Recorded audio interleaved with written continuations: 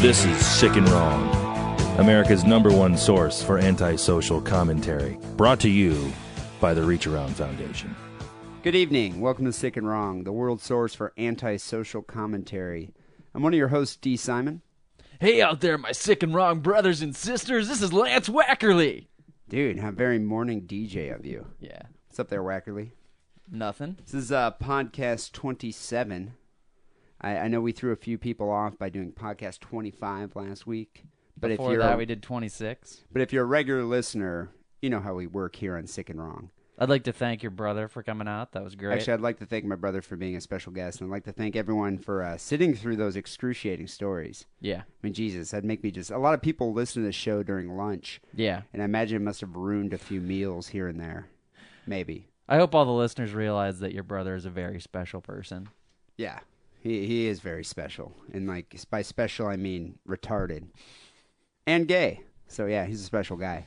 Extra special. So, dude, I feel like we've taken, like, a 2-week hiatus or something. I know, and I feel like there's tons of stories that we didn't cover, and, sometimes we complain that there's nothing out there, and there's just too much. Dude, it was... Seriously, I was bombarded with too many articles this week. It was hard to narrow it down. Yeah. But, yeah, I think I found a winner, definitely. So, how was your 4th of July?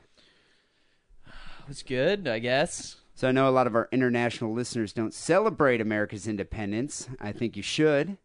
But this past Wednesday was 4th of July. It's like the holiday where Americans just gorge themselves on barbecue. And beer. For 4 days. And watch fireworks. Mini explosions. Blow shit up. And just blow shit up and, yeah, just get fucked up and North eat a lot Korea of barbecue. celebrates 4th of July, apparently. Set off a couple rockets of their own. They had a few missiles for us. Unfortunately, they didn't explode into, like, beautiful shapes and smiley faces. No. But, hey. In the future, it will. Yeah. Explode into something. In the future, they might actually do some kind of cool explosion. But you know what I was wondering? Do they barbecue in Europe? Do Europeans have barbecues? I think they just boil everything. Yeah, I know they boil everything, including pizza. But, I mean, I've read that before, and I've been there before, and I was just kind of shocked. They have, like, a Magna Carta Day burger boil or something. No, I think they have, like, a Guy Fucker Day or something, isn't it? There's a Guy Fucks. Oh, yeah. Day, Guy Fawkes. Guy Right. Fawkes? Yeah. Something like that? Something like that. I think, But, I think he's a superhero. I think they boil, like, a lot of pizza that day. Yeah. It's like Guy Fawkes Day. It's like, oh, let's just boil, like, 5 boxes of pizza. Right. And then eat a bunch of French fries. Yeah. Because they eat French fries with everything. Taters, man. I don't know. Hey, European fans, email me and let us know. SickWrongPodcast@hotmail.com. Do you have barbecues? I was wondering about that. But we have a lot to cover here, this show, podcast 27. Dude, I mean, seriously, there was so much Sick and Wrong activity going on in the world right now. Right. So I want to get one of them's local to us. Actually two. A couple. There are a yes. couple local things I came across, but one in particular just happened this week. Did you hear about that guy, the rat man that was caught with like 2,000 rats in his apartment? I did hear a little bit about that, and that's like 10 miles or less from the Sick and Wrong studios where this guy lived with the rats. Yeah, that's what's fucked up about it. It's in So what's the story Petaluma. on this It's in dude? Petaluma, California. And what happened is the quote-unquote rat man says nature overwhelmed him. I mean, seriously, this guy is the actualization of the character Willard. Remember, did you ever see that movie Willard with Crispin Glover? This guy is the human version of Except Willard. Willard lived in his mom's mansion. This guy lives in a studio. Yeah, this guy had like a studio, one-room studio Man. with like 1,000 rats. So it all started 4 years ago when Roger Deere brought a baby rat to feed his pet Indian python. Unable to watch the snake devour the furry little creature, he said he didn't have the heart to let it become another snake snack, so he just kept it out of the cage and got to know it. He had no problem watching his snake starve. No, he just let the snake just starve to death, and just let the mice run free. More of an affinity for the mammals, apparently. So after that, Deere apparently was hooked on the rodents, which he described as gentle, lovable, and an endless source of entertainment. I don't even know if I want to elaborate on that. Yeah. This guy needs the internet. Seriously, dude, what do you do with a fucking rat? Other than maybe, sodomize yourself with it. Yeah, we might have to have your brother back for that one, but I don't know. I don't do anything with the rat. Yeah, I just don't understand how they could be an endless source of entertainment. And if there's rat collectors out there, You're more than welcome to send us some emails and let me know what the fuck you do with a rat. Yeah. So last week, animal control officers discovered more than 1,300 rats in Deer's small one-bedroom Petaluma home. This is after a neighbor complained about the foul smell. He was then cited for misdemeanor animal cruelty, and animal control ended up confiscating like boxes of rats. Did you see the pictures? Yeah, dude, it's crazy. We're gonna have to put some up on the internet. Oh, we're totally gonna have to. Post But it's these like he has a pictures. neighbor that shares a wall with him, right? So he could just smell it through the wall and like hear the scratching at the baseboards. Well, I mean, the place was just so it's in a quiet middle class neighborhood. I mean, Petaluma's just kind of it's not really suburban; it's like country. Yeah, it's beyond the suburbs. The entire house just reeked of urine. The floor was covered with the chaff of feed mixed with just rat feces, and everything is gnawed on, including the sheetrock walls. So the rats were gnawing their way into the neighbor's apartment. So yeah, I don't know what's up with this guy. So the guy, Deer, is 67 years old. He said that depression, loneliness, denial, and a recent bout of the flu kept him from maintaining control of the fast-breeding rat population. Hey, Willard, maybe you wouldn't be so lonely if you didn't have 1,000 rats in your place. I can't imagine a girl wants to come back to that. It's just like, dude, how is he going to meet a woman by, with all those rats? Like, well, what the fuck? When does someone get into rats? Like, I don't this know. guy must, probably just has given up on sex years ago. Yeah, but I got to bring up another story that actually happened a long time ago. That so this isn't current, but this rat story reminded me of it, and this actually happened in Petaluma, and I think it would have been a match made in heaven. Petaluma? Yeah, this story also happened in Petaluma. It was They're back in neighbors. well, maybe though. I don't think so because I think they would have. I think they would have got along well, and he wouldn't have been so lonely. But back in 2001, there was an infamous cat lady in Petaluma. Dude, who I had, remember this. I totally remember this. She had 200 cats in her house, and she actually didn't even live there. It was just one of the houses that she owned. And Wasn't she some crazy heiress or something? Like, she was really rich. yeah, independently wealthy. And they went into her house and found all those cats or something? Right, but she didn't live there. It was just this cat house that she'd stuffed all these cats into. They'd reproduce. There ended up being like 200 there. I guess when animal control workers went in, the air was so bad it was considered like a hazardous material zone. So they probably had to use gas masks to enter that Oh place. yeah, dude, full hazmat suits. And like some of the cats had eaten the other cats. And they finally like cleared out all those cats and put this woman on trial. And I think they got her some like psychiatric help, in the interim while they were figuring out what they were going to charge her with. She actually rented an office space and got busted for stuffing 40 cats in there. So this woman was stashing cats.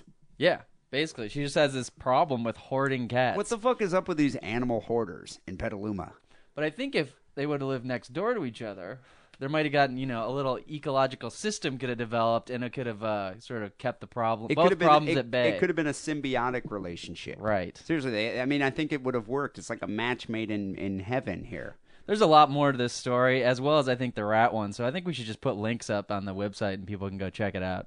Well, one thing I just wanted to mention, so they confiscated all these rats from this guy's house. They were stacked like 6 deep in just cages.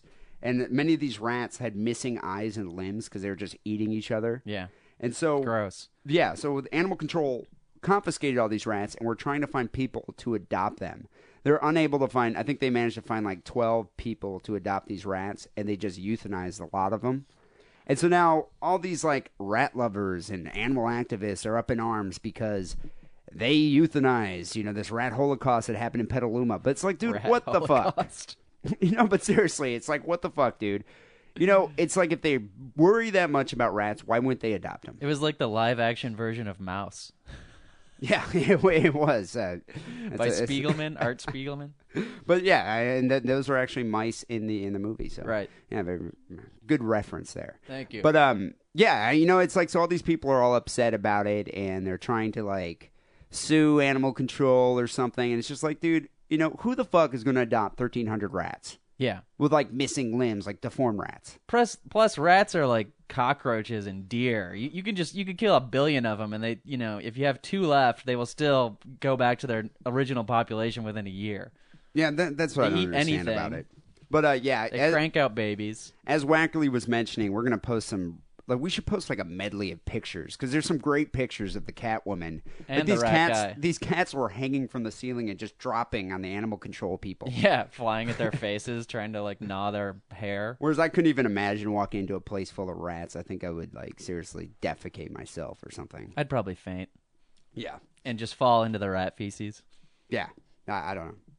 So we need to move on here. I was trying to determine. We've had so many people vote for the last show about who had the most disgusting personal sick and wrong story. Yeah. And it was, surprisingly enough, you got received like probably at least 15 votes. People love a good poo story. Yeah, I mean, people were like, some guy even said booster pant leg shitting. That's what someone like rocket As booster if I was shitting lifted off the ground by the jet propulsion. of the feces coming out of your pants legs. I was a little distracted, but that might have actually happened. Well, A little hovering. Another woman pointed out that since I was drunk when I earned my Red Wings, and my brother didn't actually have his own bollocks filled with saline solution, so since you were completely sober, you received the utmost humiliation of shitting your pants, so therefore that is the sickest story. But I would say overwhelmingly most people voted for my brother. Yeah. And plus, which we expected, so. I kind of expected it too. So my brother wins the Gentleman Jack. But this week, I think I might have a winner. And I've been saving up this article since last week, so I'm kind of excited to get to it. We shall see.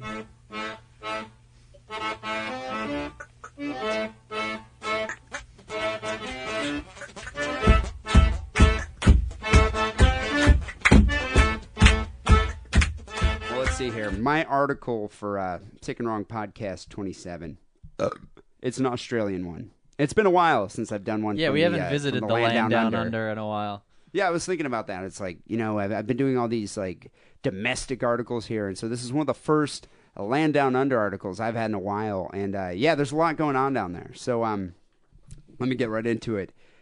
Listen to this headline: Carve up killer grandmother seeks mercy. God, you can't get much better than a headline like that. So this woman is she lives in South Wales, Australia. This South Wales grandmother, skinned and cooked her de facto husband, is pleading with a court to overturn her life sentence, and her entire defense, like her appeal, is because she's a woman. And I'll get into that. I don't know how the woman defense works, but I think it works in Australia. So Catherine Knight was an abattoir worker, which I love that. I love how Australians use that term, abattoir. Right. So she worked in a slaughterhouse. She liked to wear feminine Laura Ashley clothes and is known in jail. At the slaughterhouse? Yeah, at the slaughterhouse. And is known in jail for her demure behavior. She is also the only woman in Australia jailed for the term of her natural life. Which I find kind of surprising. Isn't it? It's like she's the first woman in Australia to get a life sentence? Yeah, she's the only person jailed for life there. Wow. It's surprising because wasn't that like a penal colony originally? Penal. I said penal. But no, I was surprised that... they probably mean after it was actually, founded as a real country. Well, I'm surprised out of all the entire female population of Australia, she's the only one that's committed a crime so heinous that she had to be jailed for life. That is amazing. So she's been in there for a while, and her case has floundered while lawyers try to come up with convincing arguments as to why Knight, who's 50 years old now, should be ever released from jail. Her lawyer, Peter Katsoulis, I don't even know how to say that, refused to comment on the grounds of her appeal, due to be heard this week. But it is understood that the appeal involves innovative grounds, including that she is a woman. I mean, innovative. Cochran never used that for OJ, although it might have worked. Yeah, I don't know. In fact, my client is a woman. Well, you might not know this, but Oral J. Simpson is a woman. It might have worked. I don't know how it works in Australia. It's just like, look at her. She's got titties. You can't put a girl in jail with titties. You can't expect a woman to have any sense. I was like Scottish or something. Sorry. I think that was the worst one yet. Yeah. So her appeal has been lodged for years, but she hasn't been able to come up with some new grounds. So now she's shopping around lawyers to see, what might happen. So who knows? She might be released from prison. Her frilly, flowery clothing was replaced with prison greens when she joined the 25 men sentenced to life in New South Wales, Australia, since 1990. So she's been in there since 1990. Okay. The mother of four pled guilty to murder after her husband, Mr. Price, his body was found on the floor of their Aberdeen home, and this happened in 2000. So Knight worked as a slicer and packer at the Aberdeen Abattoir. Oh, they both worked there. I don't know if they both did. Knight did, the murderer. Oh, I'm the sorry. murderess. I'm confused. Yeah, Sorry. so I don't think her husband worked at the slaughterhouse, Okay. but she did. So she worked as a slicer and packer at the abattoir, and her lover, Mr. Price, had been carefully skinned, and his skin hung on a meat hook in a doorway at their house. She took her work home with her is what happened. And apparently she was pretty good. She's very professional in terms of her slicing. His decapitated head was found in a pot on the stove.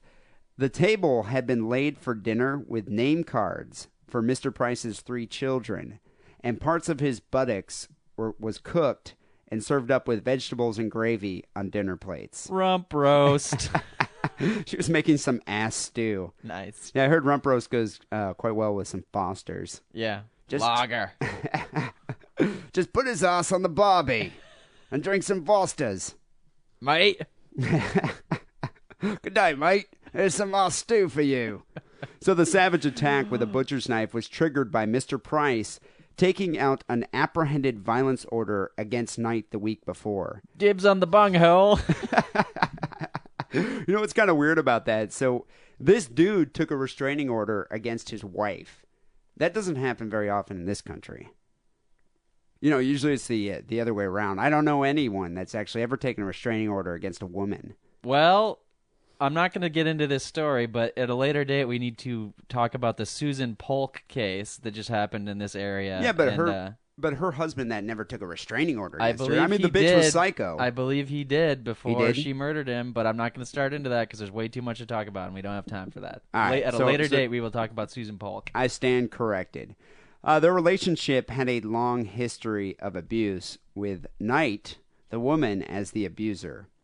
I just picture this woman, despite the fact that she wears frilly, flowery clothing, I picture her to be pretty tough. She's a ball buster. I mean, I bet you she looks She's a lot an like... ass stewer. I bet you she looks a lot like Russell Crowe in a gown. Like, come on, mate, fighting around the world. Now, let's go, mate. That's what I picture, this woman who kind of looks like Russell Crowe, just in like a gown or something. Right. So the The couple... 5 o'clock shadow and everything. just ready to go all gladiator on your ass. Yeah. The couple had had sex before the murder, and it was believed that Mr. Price, her husband, was asleep when he was attacked. So-called snuff movies were among violent videos found in her home. So this woman was definitely into some pretty hardcore stuff. She's a crazy bitch. Sentencing Knight, the justice at the trial, said she had engaged in acts of violence against other former partners, including her 3 ex-husbands. So this is her 4th husband, Mr. Price here, that she skinned. And She just battered almost all ate. of them. She had smashed the false teeth of one of her husbands and slashed the throat of another husband's 8-week-old puppy right in front of him during a fight. Wow. Dude, I mean, if your wife did that to you, would you just be like, all right, we're having a divorce? It's over. I think I'd throw down. If she, sliced your puppy's throat? Yeah. I guess I could see that. But all of her husbands probably couldn't. I mean, she's tough. Dude, I don't understand is why wouldn't they just, get her some counseling? Maybe some Thorazine. She's not How going to about some Prozac? How about some ether? She's not going to go to counseling of her own accord. Well, dude, she got married 4 times. Who the fuck would marry this psycho? Yeah. I don't know. I guess they didn't have any contact with the previous husbands. So, all in all, in conclusion here, I think all the defense lawyer has to do is hey, she slashed an 8-week-old puppy right in front of her last husband, and then she skinned him and served his ass up in stew to his children. But no, Dave, she shouldn't be released from prison. She has a vagina. I guess they might be using the woman defense. I bet you she's great in bed. She's got a vagina, mate. You can't put her in prison. She's got a vagina. But don't you think she's really good in bed? She's just crazy, insane sex. You know, it's like most of the And Australian then she men. gouges your eyes out after you come. Dude, most of the Australian men are probably so fucked up on beer that they probably don't even care. It's just like, you know what? The bitch might be a bit mental, a bit batty, but I drank a case of Foster's. Let's fuck. Yeah, I don't know. That's my Australian accent. So, in the sick and wrong scale, 1 being not so sick, 10 being disgusting, the fact that she served the guy's head up in a stew, I'm going to have to give this a 9.7. To her children with name cards on the table. But About to eat their father?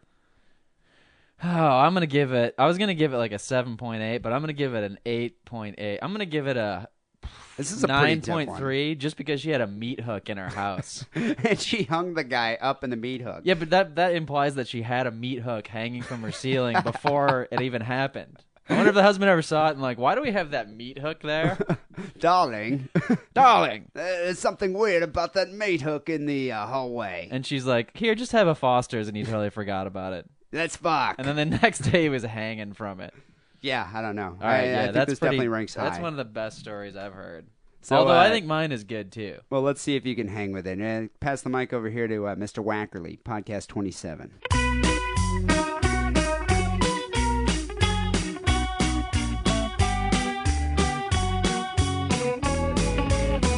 I think I can step up to that story. We'll have to see, though. This story comes out of the good old United States. USA. Teenage mayhem, which we probably go back to all the time. But yeah, I engaged in some of that when I was a boy. Not like this, you didn't. Nicholas Buckaloo, who's 18, and he's from St. Johnsbury, Vermont. Buckaloo. St. Johnsbury. Like, come on. Just St. John's, Johnsbury, something, St. Bury. You don't need to combine all these names in the town. He pled guilty in Caledonia District Court to a felony charge of intentionally removing or injuring a tombstone. You can't knock over tombstones. That's very disrespectful.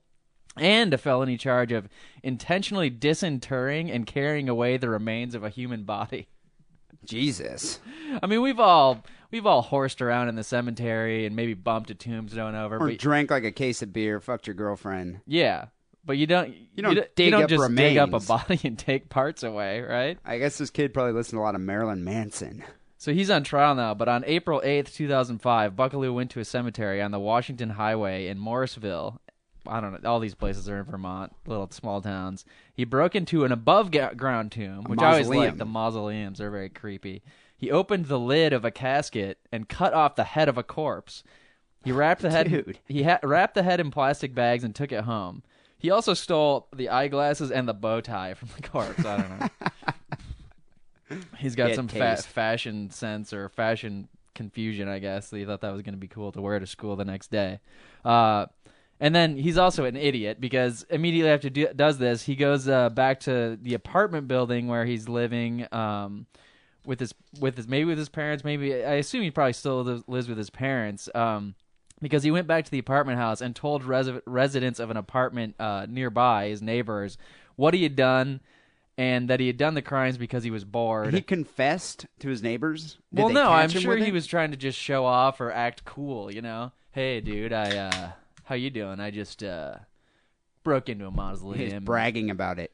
Took this head, actually it was a head, from this corpse, you know? How recently? What have you been doing? Like, what was this? Was it just a skull, or was it like a rotting corpse? Well, you know, people get embalmed, so your body lasts a long time if you're fully embalmed these days. Yeah, but I mean, the guy might have been buried there for 20 years. Yeah. Well, so he told cops what his plans were.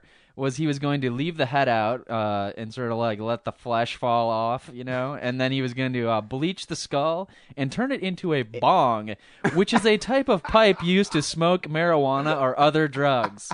That's what the article says, in case you don't know what a bong is.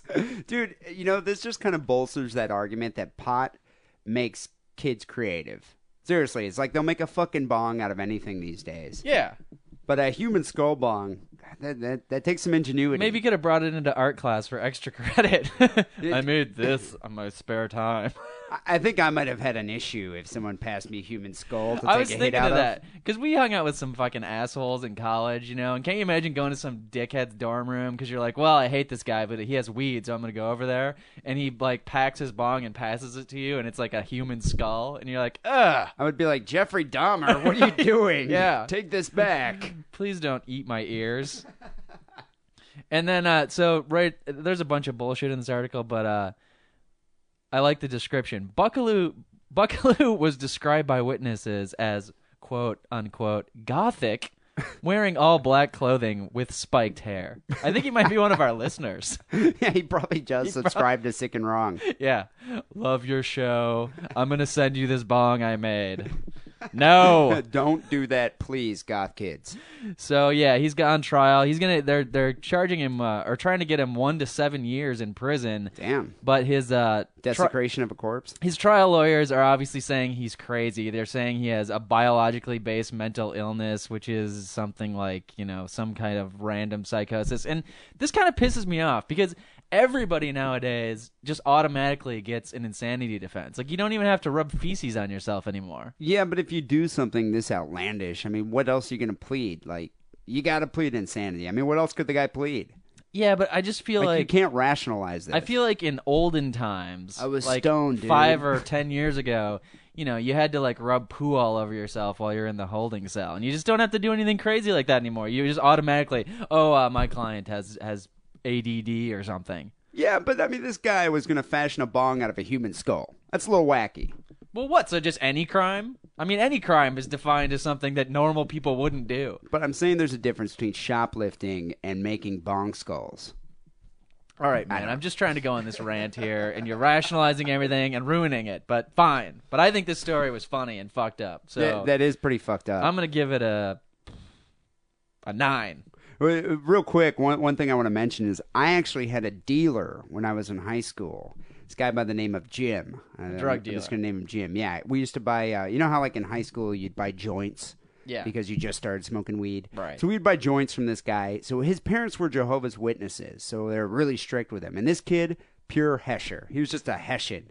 I mean, he was just all into metal, would wear spiked. Glorious mullet. Oh, yeah. But it was a dyed black mullet, and he'd have spiked, like, collars on. Yeah. And would always be listening to Slayer in his dark basement. I bet you his Jehovah's Witness parents love that. Yeah, I think that's why he lived in a basement with, like, a separate door. Yeah. So I remember one time me and a friend went over there to go get some weed, and this kid had actually broken into a mausoleum and stole a skull and a spinal column. Like, he had the entire, like, spinal, like, the vertebrae. Wow, that takes some work to pull that whole thing out. Yeah, there's no rib cage either, so I don't know. Maybe it had, deteriorated or something. Or he just jerked the hell out of it.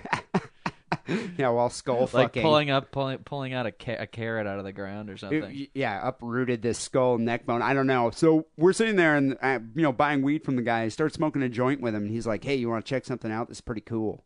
I'm like, "Yeah, what?" And he pulls this out. We're just like, "Okay, gotta go." Yeah. It's just like, all right, dude, thanks for the weed. Yeah, we won't be back anytime soon. And so subsequently, the kid was arrested. I think he got like 2 years in the juvie for it. Did you guys rat him out?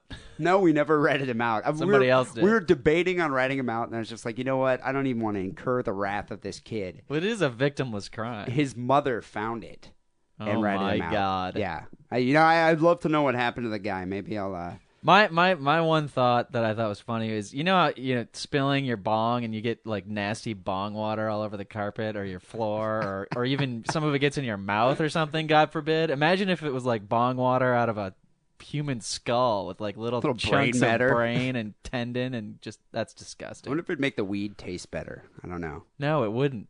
So what do you give this on the Sick and Wrong scale? It's pretty high. I think I gave it a 9. Yeah, just because the guy, was going to fashion a bong out of Plus, the he might be a skull. listener, so we have to give him some fan service. He's going to be real disappointed if his own personal story does not get a high score. Giving it an 8.5. All right, fine. It's pretty high. Good. But we invite the listening audience to vote here and determine who gets the case of beer this week. As always, we present the articles, you guys vote, and the winner gets a case of beer. So, give us a vote. Sick and Wrong Podcast at hotmail.com. So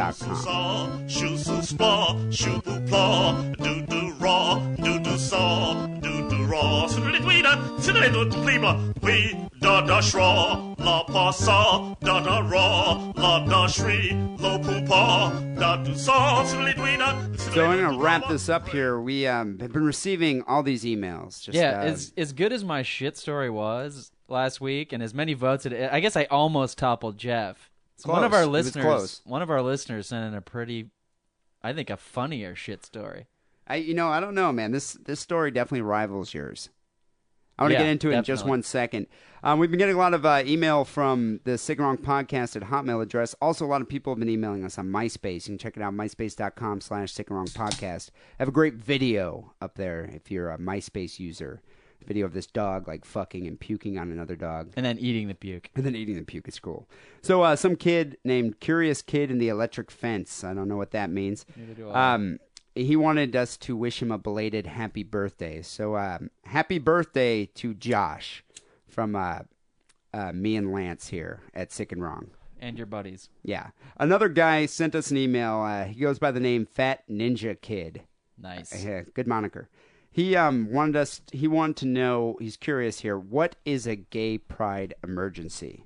Because when we did the 26th, we said that we couldn't do 25 because Jeff was on call for gay pride emergencies. Yeah, my brother actually told me that he couldn't make it into the studio because he had gay pride emergencies to deal with. And you know what? Use your imagination here, Fat Ninja Kid. I don't exactly know what a gay I don't pride really know, emergency but would be. I could imagine. I could infer that a gay pride emergency might be, hey, we're running out of poppers. Maybe. Running out of KY. Will and Grace just got canceled Yeah. or ended. Yeah. Or What else? I don't know. perhaps gerbil stuck too far up the ass. Please help me get it out. Emergency extraction procedure. Yeah, I'm not quite exactly sure here. So, yeah, Fat Ninja Kid, it's open for your imagination. You know, I don't know. Or you could come and visit the Castro and probably find out in about 5 minutes. Yeah, you'll. I mean, I think you'll learn quite quickly. Quite quickly. So, finally, what we were talking about here before, another guy sent us an email from MySpace. His name's Sergi. He has I think he has a podcast called Sergi Space. He's a fan of Sick and Wrong. And he said that his vote goes to my brother, Jeff, here, and his story with the balls. But he also mentioned that he has a shit story that he thinks we'd appreciate. So Sergi mentions that he does indoor rock climbing for fun. I don't know why you do that, but I guess it sounds like it might be fun. I've actually done it before. Have you? Yeah, it's not that fun, but Yeah, okay. well, I'm Sergi not apparently- going to begrudge his hobby. Sergi apparently likes to climb rocks. So where he climbs, he said 60 feet to the top, so it's pretty serious. The most dangerous way to climb is called lead climbing. He doesn't go into lead climbing, thankfully. But what he says you need to know for story is that you might end up falling 115 feet in the air, hitting any part of your body on the rocks, and then hanging upside down if you fall while climbing like that during Because the you lead. do have sort of like a safety line is the whole point. Yeah, you're Even attached if to you a fall, harness. you're going to fall a ways, but you're not going to hit the ground. You're going to hang there in the air, right? Yeah. So when you climb lead, many times you get nervous and scared. So it's a good idea to go number 2 in the bathroom before you climb. To void your bowels. I think Is it's the always a good technical idea term. to void your bowels before you have to do anything serious like this. Serious physical activity. Right. So one of the people who worked at the climbing place was climbing, demonstrating lead climbing, and he was doing some stuff that he knew could hurt him. And he was getting kind of nervous. He was like 30, 40 feet off the ground. And there were like 10 people watching him because I think he was demonstrating what lead climbing means or how to do From it. the floor, like below. They're looking up at him climbing. Yeah, he was about 30 to 40 feet above them, and they were just watching him climb. He was doing really well, and then suddenly his hand slipped off one of the holes. He got scared, pushed off the wall with his legs, which is something you don't want to do when you lead climb, Because you're going to come and swing back and slam into the and thing, slam into the right? wall. So he lost his footing, and he fell like 7 feet, and ended up hanging upside down about 20 feet above the ground, and his rope just was twisted around his leg. So everyone who was watching him was like, shocked and astonished. They're like, They're "Ooh." looking up, mouths open, agape. Agape and shocked. They're like, "Ooh, nice fall, good catch, nice catch." They're saying that to the guy who was below him. I guess belaying him. I'm not quite sure what that term means. It means you're hanging on to the lifeline from the Okay, so ground. someone was hanging on the lifeline, and then suddenly, diarrhea started just to rain on everybody. I guess the guy just totally shit himself, hanging in the air. The guy shit himself when he fell, and he was upside down, so it went from his pants to under his shirt, down his stomach, then his face, and just started dripping diarrhea rain on the audience standing below with their mouths open, staring up at him. Isn't diarrhea rain one of the signs of the apocalypse in the Bible? I don't know. It's I'm something. going to have to read Revelations again. It's something I would never want to see. So yeah, so he mentions at the end, he ends this article by saying that was kind of funny and sick. I would say it it maybe beats your shit story. What do you think? I think it does. Yeah, dude, 10 people are covered with fucking diarrhea. I think You know it what? beats You know our what? shit You know. story. You know technically why it beats my story. Because my shit story, everybody probably wishes they were was there, watching me and laughing at me, and I'm glad I was not there when this story happened. No, hell no, dude. You're at diarrhea rain. That's why this stat story beats mine. It sounds like that should be a metal song or something. It's sicker and wronger because everybody. It's one of those stories you're like, God, I'm glad I was not there. God, Jesus. I'd like to thank Sergi for sending that story to us. Yeah, thanks, man. That was great. Yeah, I think the listening audience definitely appreciated that one. And people, keep sending emails. sickandwrongpodcast@hotmail.com. Well, we got to get out of here, but stay tuned for podcast 28 coming up next week. And also, if you people get a chance, go to iTunes or Podcast Alley and give us a vote. I think we should start getting votes now. We need to get some votes, people. Yeah, I think we should get some votes. We need to have some type of incentive, which I don't know what it's going to be, but incentive for people to vote. Like, I'll pull out one of my pubes for every vote we get, on the air. Yeah, that sounds good to me. Well, make sure you go vote for us. Podcast Alley, that'd be cool. But until then, stay tuned next week for Podcast 28. Smell you later. Thank you.